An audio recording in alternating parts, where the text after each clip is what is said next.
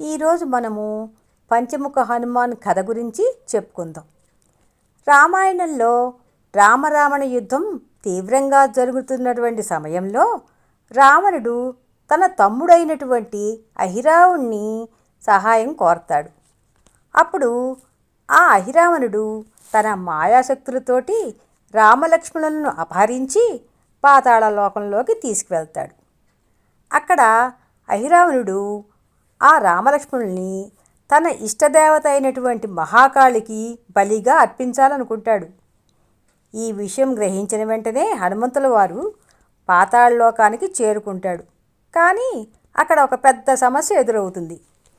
అహిరావణుడు తన ప్రాణాన్ని 5 దీపాల్లో దాచాడు. ఈ 5 దీపాలు 5 దిక్కుల్లో ఉంటాయి. అవన్నీ ఒకేసారి ఆర్పితేనే ఆ అహిరావణుడు చనిపోతాడు.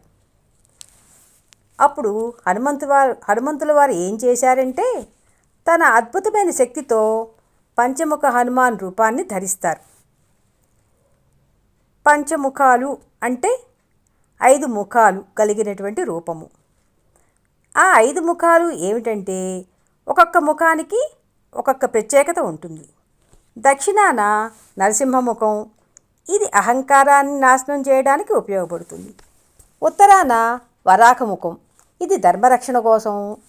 పడమరన గరుడముఖం, ఇది విషాలు మాయలను తొలగించడానికి.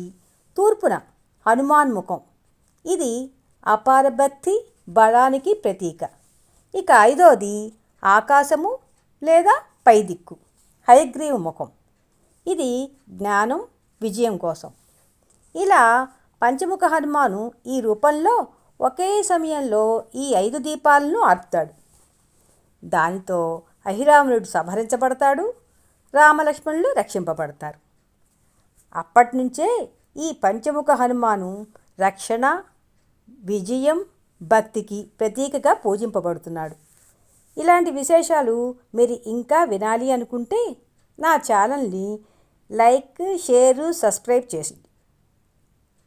ఇదేనండి ఇవాల్టికి. జై హనుమాన్.